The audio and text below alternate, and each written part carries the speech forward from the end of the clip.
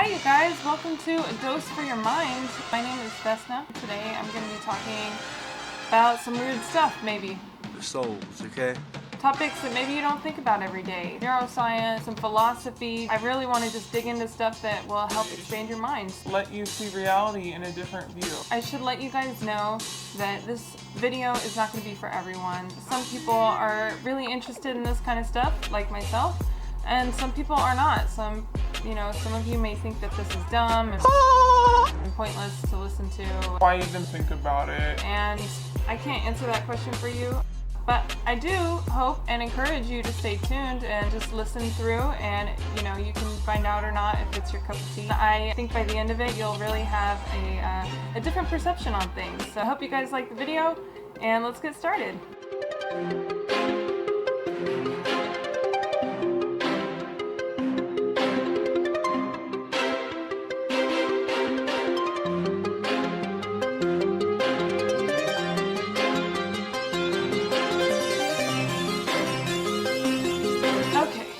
Article I found on StumbleUpon, and the title is very long. It's the experience of a unified mind and the possibility of an everlasting soul are connected, and there's scant evidence to support the existence of either. Don't know if you can hear the little bells jingling. This is who's responsible for the jingling bells. This is Eva. She's a sweetie. Okay, so I'm going to read you the first paragraph of this article. This is written by David Wiseman, and it's an opinion piece. Hey, there's my kitty. Get down, Eva. Alright. So there is a common idea because the mind seems unified. It really is. Many go a bit further and call the unified mind a soul. This step from self to soul is an ancient assumption which now forms a bedrock in many religions, a basis for life after death, for religious morality, and a little God within us, a support for a bigger God outside us. He's saying that the soul is an assumption. People have been assuming that they have a soul for a really long time. I can agree that it's, an assumption. We do have souls, alright? Honestly, I think everything that we experience is an assumption. For example, if someone didn't know that they were colorblind, they might be seeing my shirt or these curtains as a different color than what I see them. To them, that's true. And again, we're assuming they don't know they're colorblind. It's true to me that that's pink or salmon or whatever you want to call it.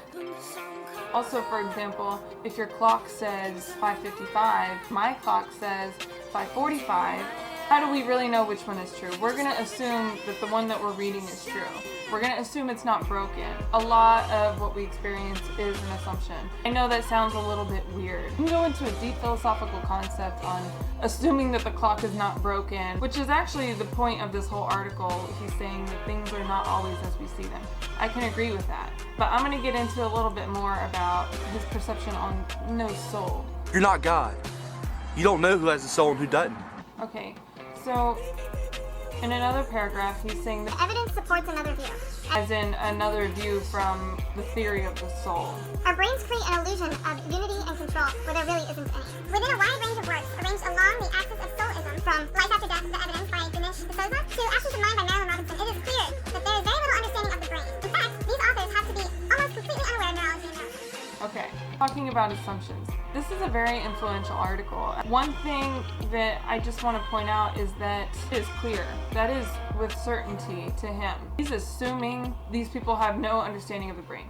These people who wrote these books that are kind of about Souls, okay? He's assuming that they don't know anything about neuroscience, about the brain.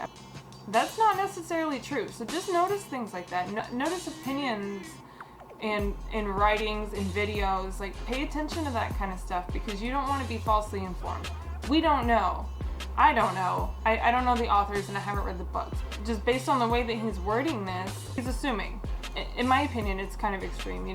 We have to be careful with our assumptions of other people. So he's going on to give an example. He's saying there's thousands of examples, supporting cases, and experiments to choose from to suggest that the unified mind is an illusion. So he gives this example of a woman who has a stroke in her right brain. She thinks that she doesn't have a left arm. She can't even recognize it, and her left brain is not even registering that doesn't really make sense. This is both of their perceptions. To him, it is perceived that she has an arm. To her, it is perceived that she does not have an arm. It's true to both of them. So he goes on to say, how does the idea of a unified soul make any sense in the face of this data? I can agree with that. I also want to say, how does anything make sense in the face of that data? Huh?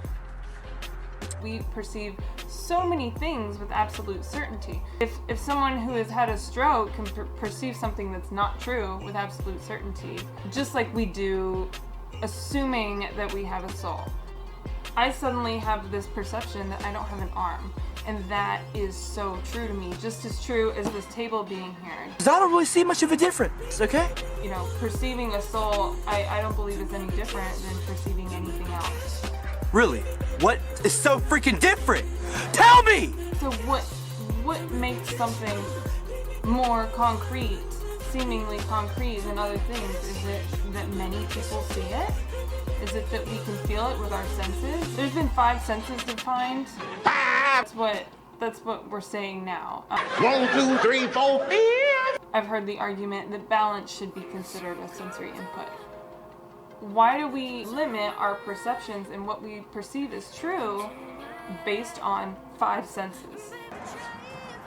You know, just because everyone agrees on something doesn't necessarily make it true. You guys would agree with me that there's a kitty cat right there. If I cut this video in half, you guys wouldn't know for sure if there's a kitty cat right there. That is what I'm perceiving and what you're perceiving, and they both may or may not be true.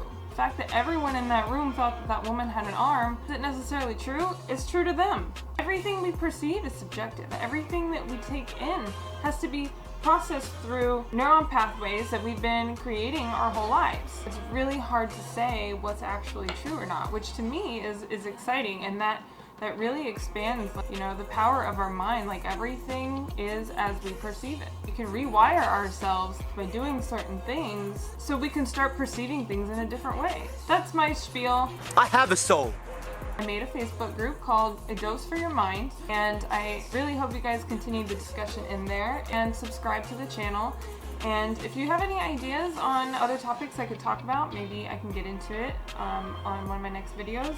Email me at adoseforyourmind@yahoo.com, or you can tag me on the Facebook group and share your thoughts, please. I really encourage the discussion to continue. So I hope you guys enjoyed this. Please like and subscribe to the channel, and have a great week, and I'll see you next time. And I have a soul. So, yeah.